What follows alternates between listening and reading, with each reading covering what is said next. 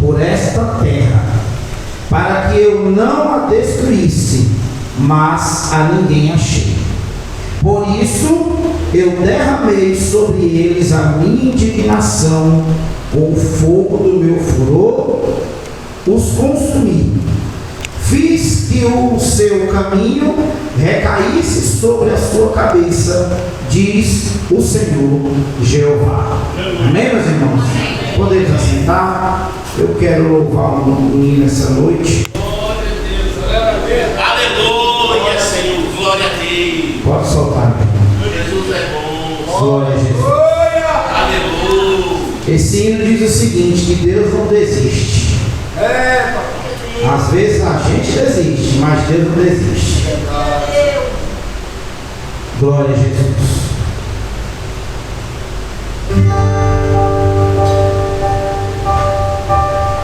Aleluia. Escuta só.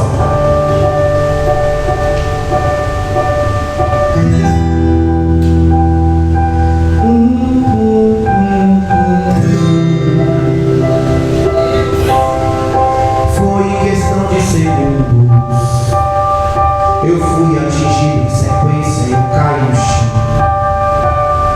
De cara logo percebi que o meu coração entrou em desespero e acerto.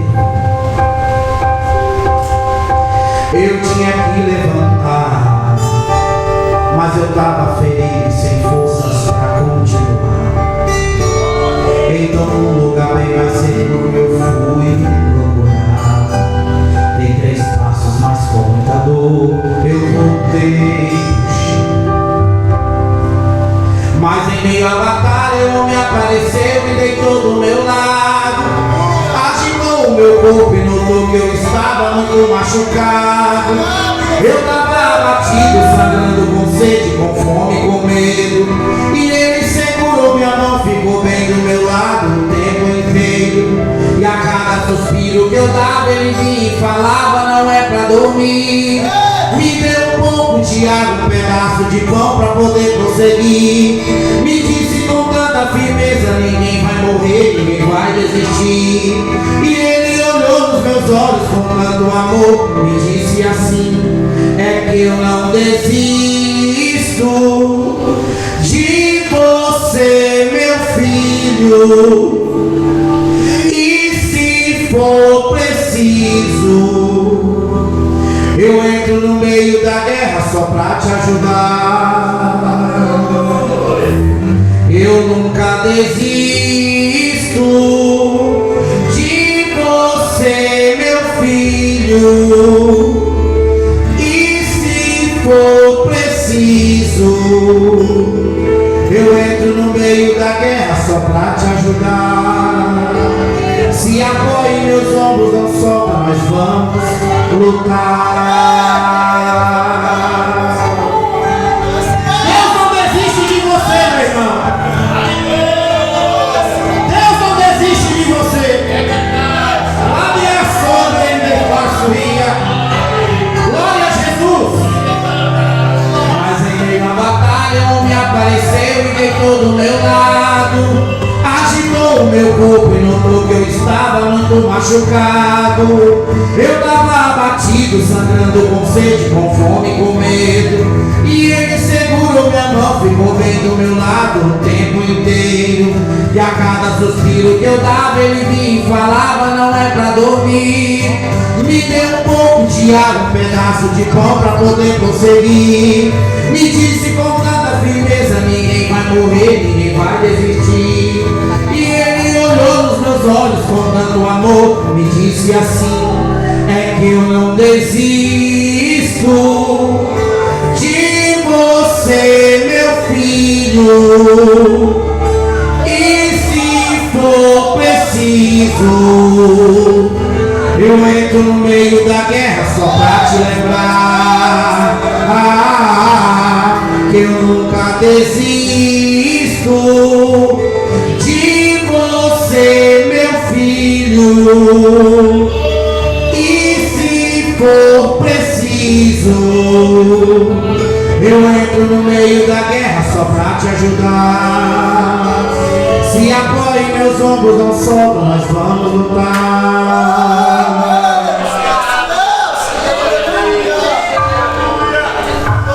Se apoia em meus ombros, não solta, nós vamos lutar. Nós vamos lutar. Nós vamos lutar. Se apoia em meus ombros, não solta, nós vamos lutar.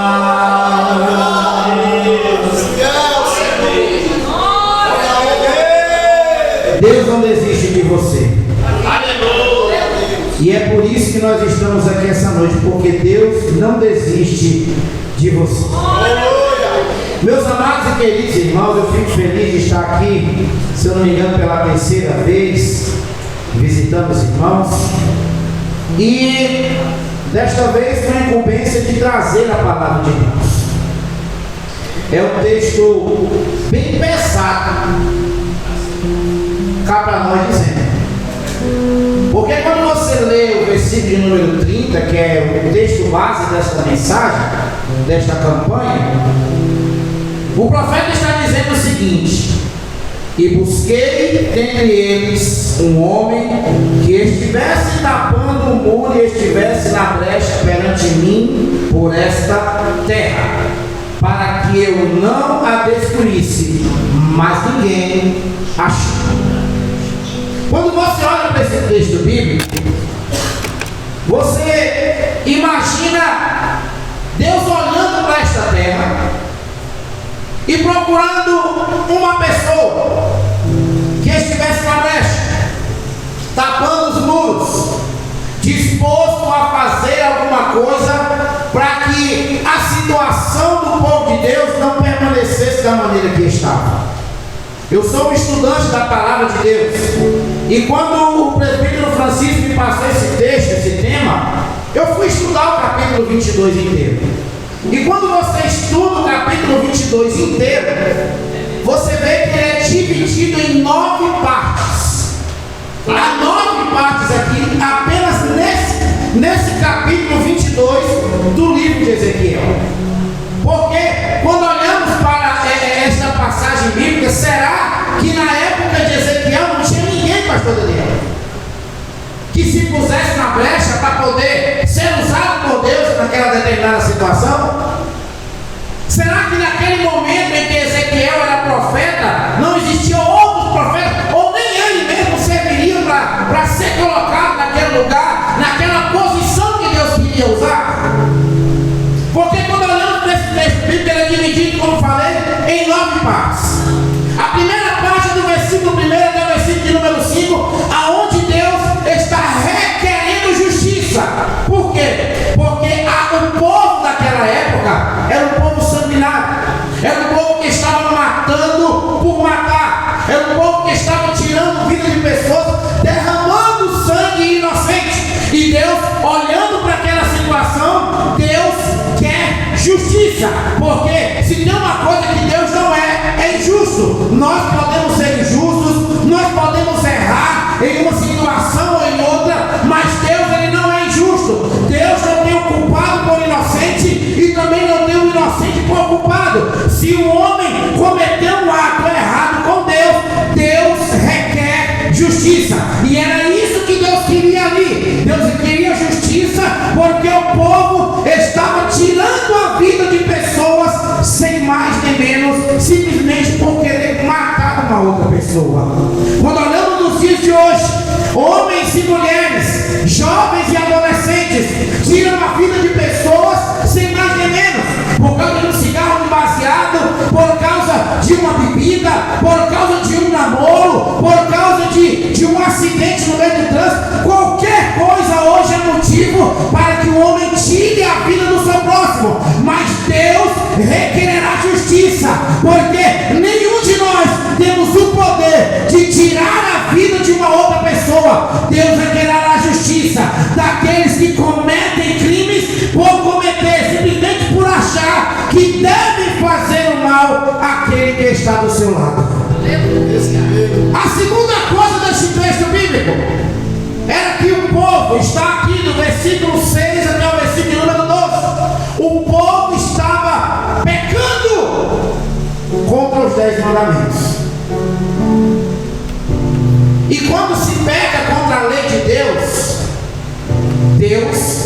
requer justiça sobre isso. Quando se pega sobre a lei do Senhor, Deus ele vai fazer alguma coisa para que este pecado seja cobrado.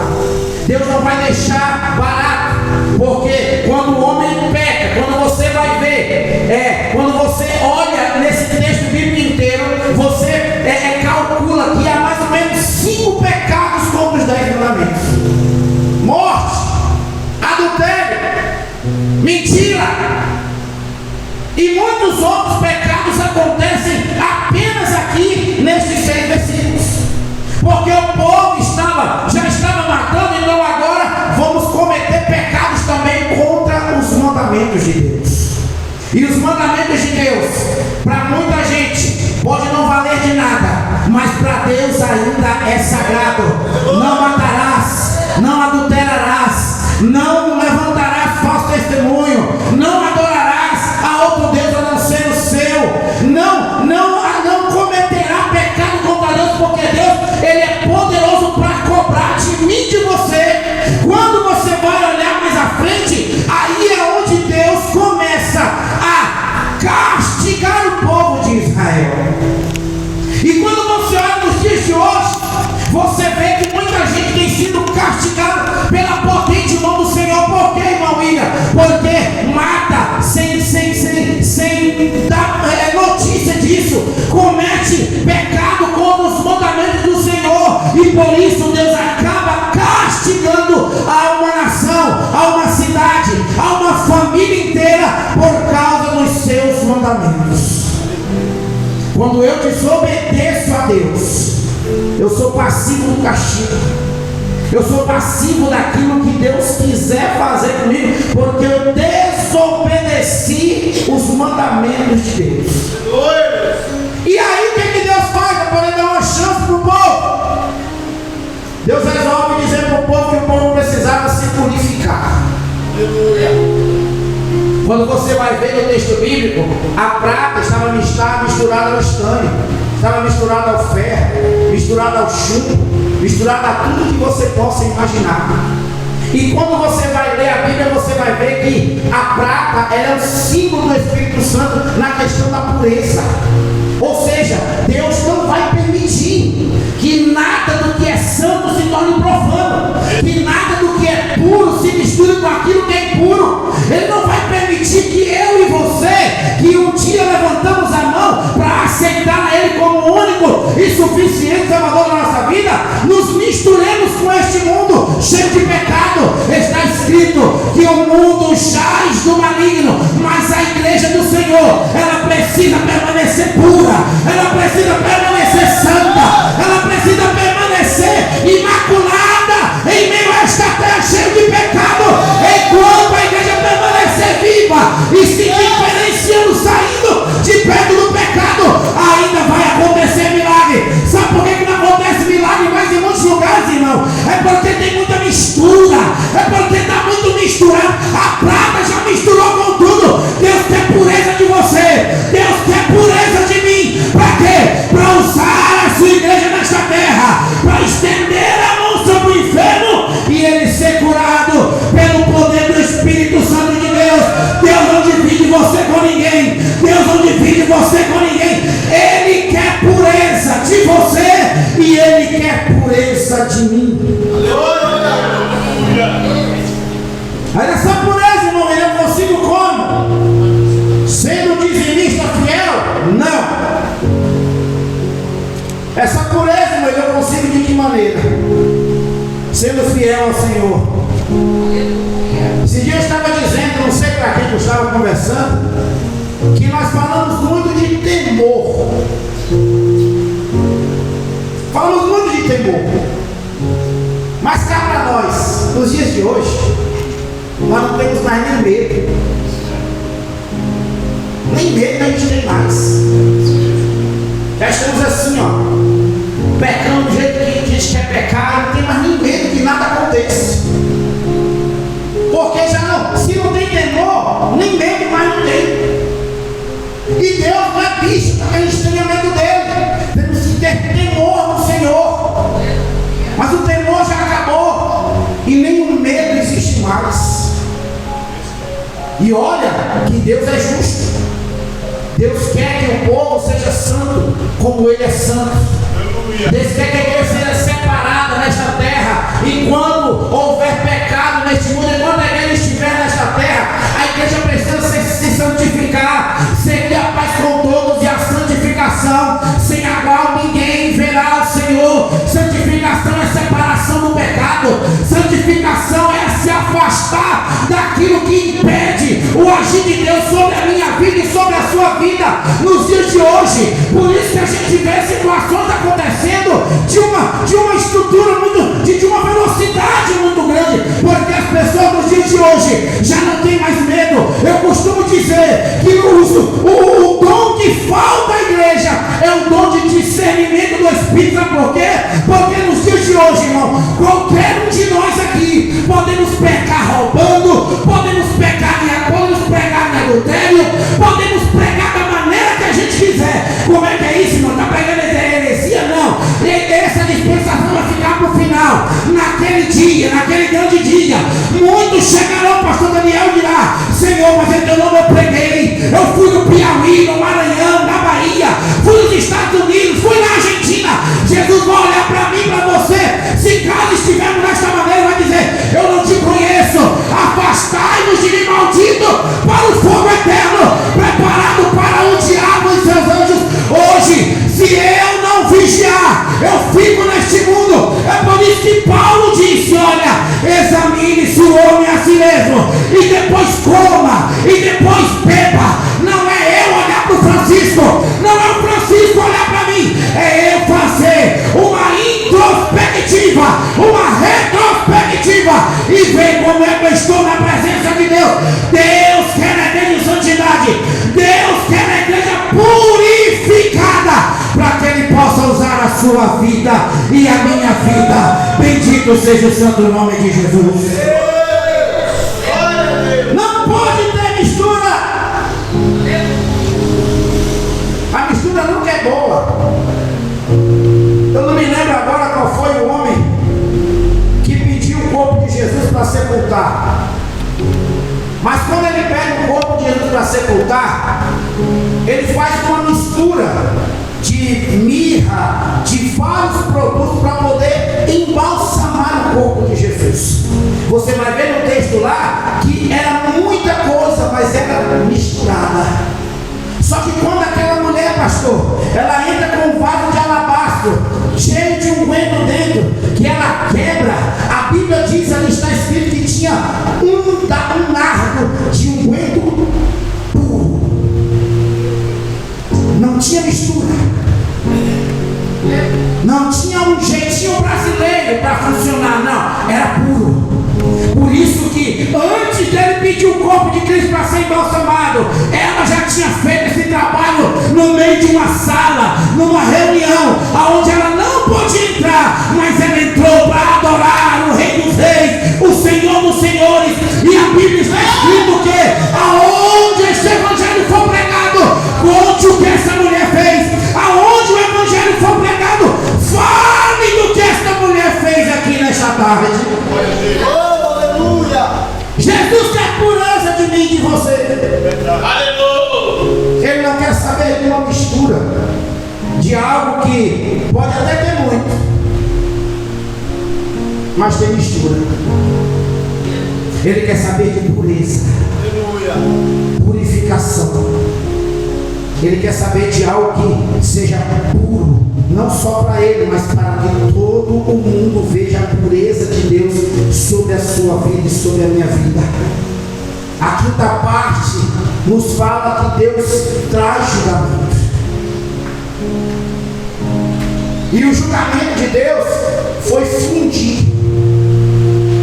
Porque, irmãos, lá em Gênesis, se eu não me engano, está escrito um texto que diz assim, não me lembro o versículo agora, mas diz assim, que o meu espírito não contenderá com o homem para sempre.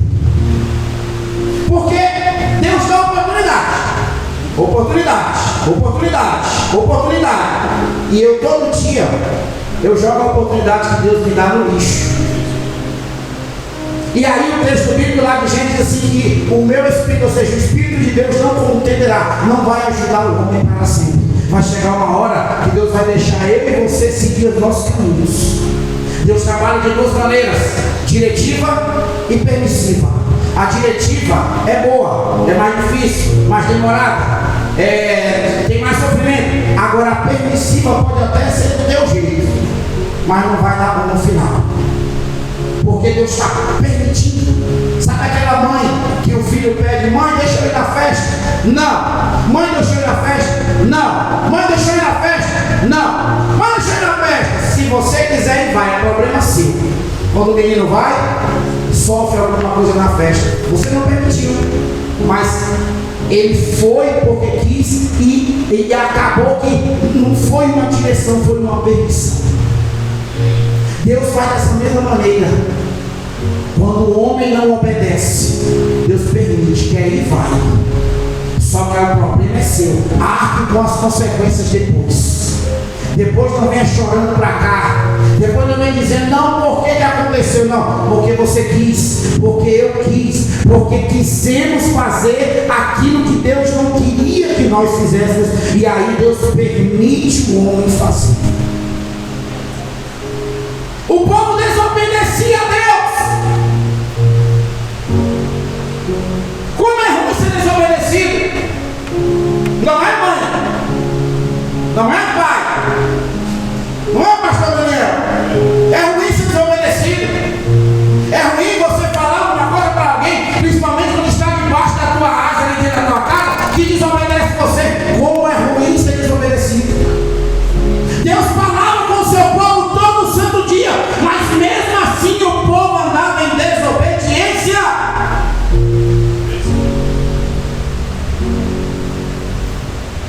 Os cultos que mais os pastores sofrem: doutrina,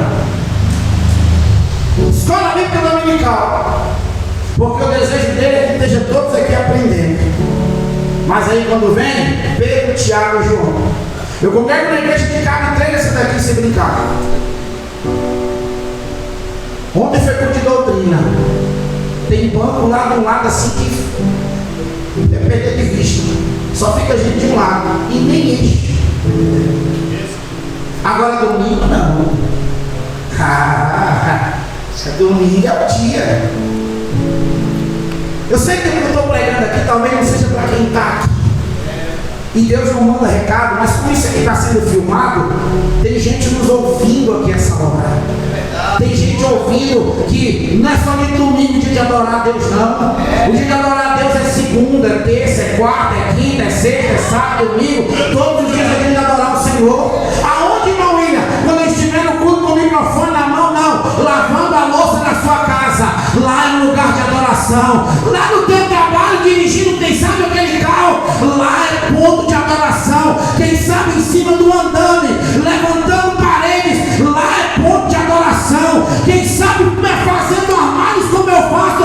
Lá também é um lugar de adoração. Lugar de adoração não é só na igreja. Aqui é o lugar da reunião do povo, mas o lugar de adoração quem faz é a igreja. Jesus não procura lugares para adorar, ele procura verdadeiros adoradores que o adorem em espírito e verdade. Aqui nesta noite veio, se veio, deixa eu ver onde é que estão aí os verdadeiros adoradores que adoram o Pai em espírito e verdade. Havia corrupção desenfreada, e é o que estamos vivendo no nosso país nos dias de hoje. Corrupção desenfreada. O país está entregue às cobras. Desastre em cima de desastre. Calamidade em cima de calamidade. Tragédia em cima de tragédia. E muita gente não está nem percebendo o que está acontecendo. Mas nós estamos vivendo uma corrupção desenfreada no governo, aonde pessoas que pelo CPF não compravam nem uma balinha fiada. Eu quero ver você com o seu CPF sujo e comprar um carro, não tira. Mas aqueles que estão no poder lá fazem o que querem, a hora que querem e o dia que querem, porque tem poder. porque tem condições financeiras. A corrupção estava tão grande naquela época que o povo não se preocupava mais quem era profano e quem não era, quem era puro ou quem era impuro. Para o povo, tanto fazia. Quando nós olhamos nos dias de hoje para algumas igrejas, eu não vou citar nome aqui porque é para não dar ibope, mas quando olhamos para algumas igrejas nos dias de hoje, acontecem situações aí que não vou dizer que Deus ouvida porque Ele está sabendo de tudo, mas é tudo que o inimigo quer, que corrupção aconteça. Pregadores que são verdadeiros mercenários nos dias de hoje, só pregam se pagar, só cantam se pagar. Esses dias atrás teve uma pregadora aí mesmo, também não vou citar o nome dela, mas ela ganhou 40 conto para pregar. 40 mil reais foi feito um pix na conta dela.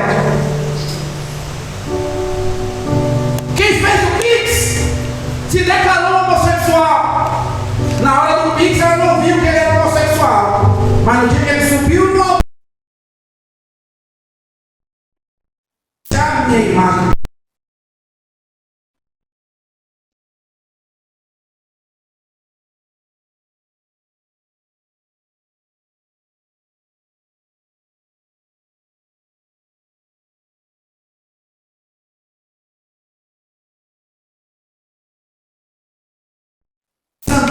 Irmão, a corrupção está aí, desenfreada em todos os lugares. Enquanto a igreja do Senhor estiver na terra, esta igreja aqui, ela precisa se manter de pé, ela precisa se manter firme e decidida a não deixar brecha para o adversário entrar e fazer estrago. Esta igreja aqui, ela é a igreja do arrebatamento. Esta igreja aqui, ela pode até nunca ter pisado numa rua de ouro aqui e nem muros de cristal, mas naquele grande dia vai pisar em ruas de ouro. Estes pés calejados aí pisarão em ruas de ouro.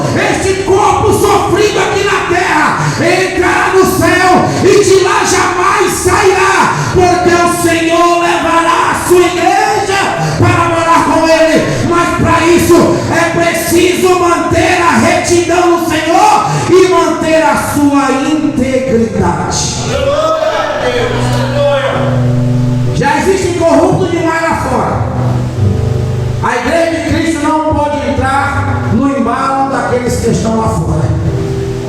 Profetas mentirosos existiam naquela época, como existe no dia de hoje.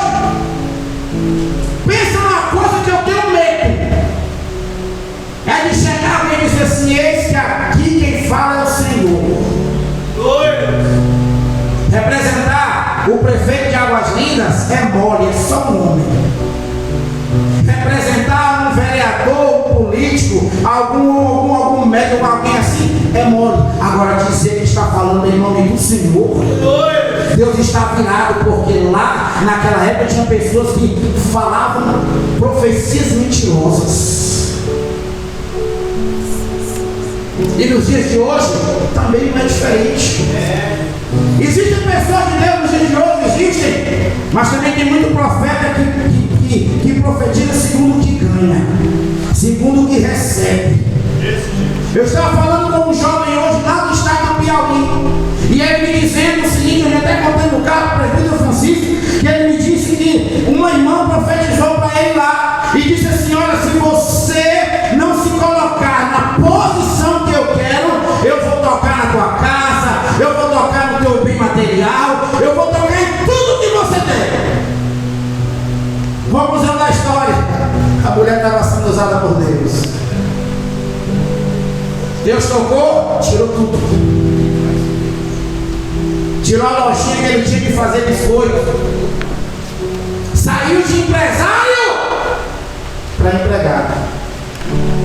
Quando Deus fala, Deus cumpre com a sua palavra. Quando Deus fala, Deus cumpre com a sua palavra. Ele não é homem para que minta, não é filho do homem para que venha se arrepender. Se ele falou, ele vai cumprir com a sua palavra. Quem tem profecia de Deus aqui, eu não vou dizer que você não vai morrer, não, porque até Moisés morreu, mas enquanto estiver vivo, tem chance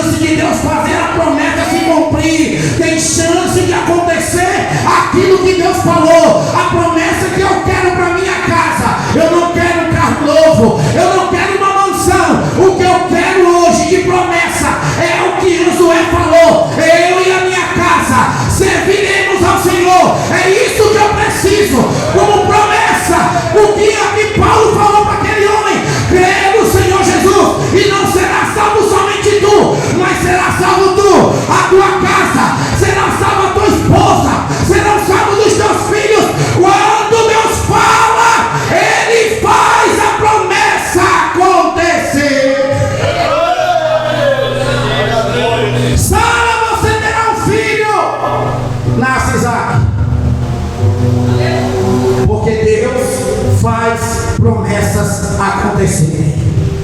Se talvez não aconteceu na tua vida ainda, é porque talvez não foi Deus que falou. Ou se está demorando, é porque o nosso Deus não é misterioso. 3 minutinhos está pronto, não. Ele demora, tem horas. Porque ele sabe que se te der agora, não vai prestar.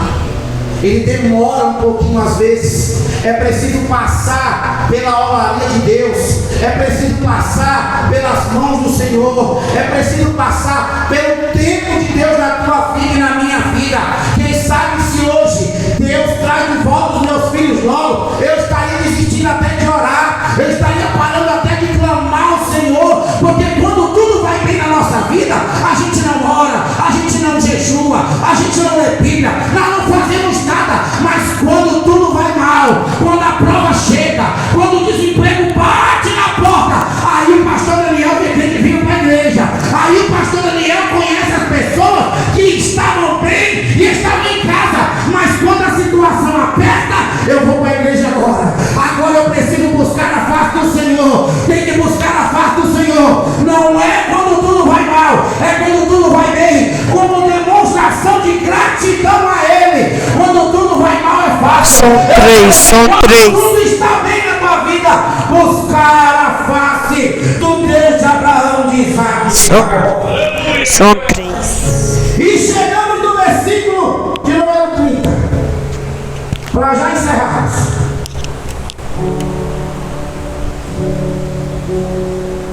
No versículo 30, Deus estava querendo, sabe o que aqui, irmão? Um líder.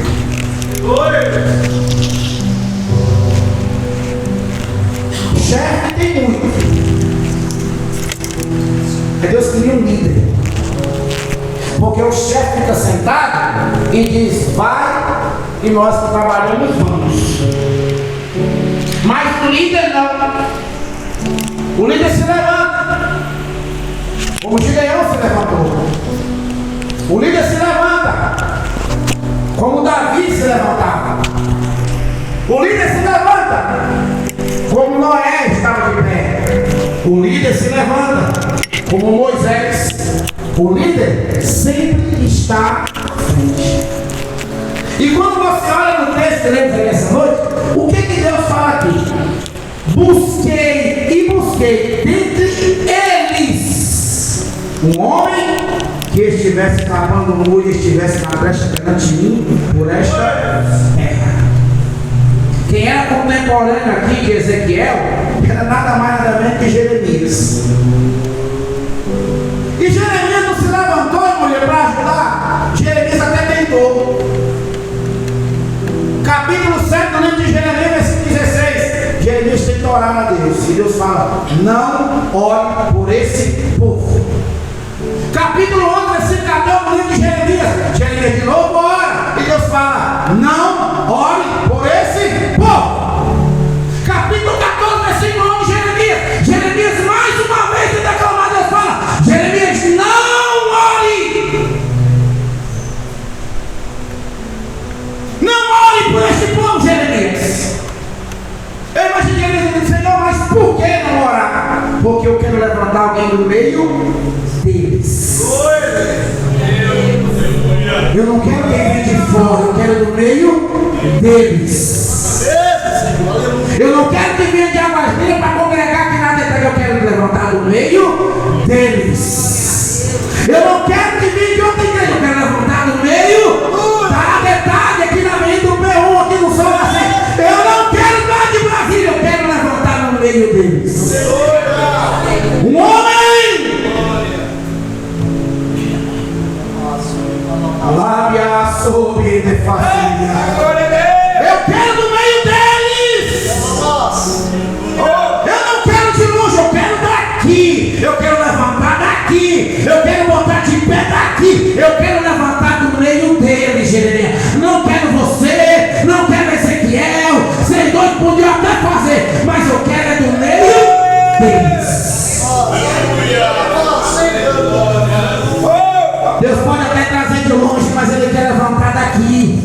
Ele quer levantar a mocidade daqui. Ele quer levantar varões daqui. Ele quer levantar mulheres daqui.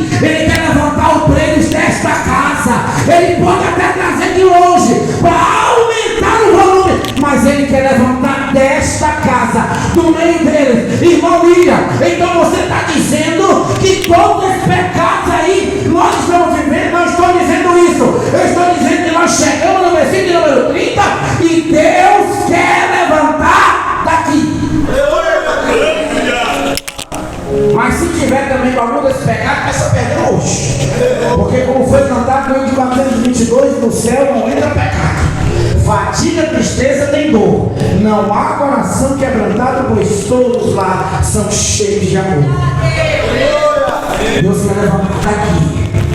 Se eu estiver errado hoje, eu preciso me consertar hoje, para que Deus não venha e não roube de mim. Deus quer levantar daqui. Quando eu olho para Neemias, já para encerrar nesta noite, Neemias, ele estava vivendo uma situação onde os muros tinham sido destruídos, as portas tinham sido tocadas fogo e já não havia mais proteção. Quando você se pergunta por que levantar muro, irmão, casa sem muro é jogado qualquer tipo de coisa no quintal. Casa sem muro entra quem quer. Casa sem muro o cachorro entra e faz o que quer. Casa sem muro alguém joga lixo, joga animal morto. Casa sem muro alguém estaciona um carro lá dentro sem a sua permissão. Casa sem muro não tem proteção. Deus quer que a igreja dele nos dias de hoje levante um muro de fogo, levante um muro que proteja, levante um muro e tape as brechas que houver.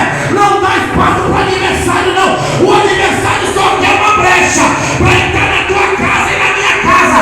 Mas enquanto lá em casa estiver o sangue do cordeiro no umbral da porta, o anjo pode passar por cima. São três. Não vai matar ninguém lá dentro. O anjo pode até passar. São três, Aurélio. Vai matar do lado direito, mas a tua casa tem proteção. A tua casa tem muro de fogo. Aleluia. Deus está protegendo a tua casa, meu irmão. Deus está protegendo a tua casa, minha irmã. Deus está protegendo o teu lar aqui esta noite. Pode cultuar a Ele despreocupado, porque na tua casa tem proteção de Deus lá. Tem proteção de Deus na tua casa. Enquanto tiver proteção, o inimigo não vai tocar.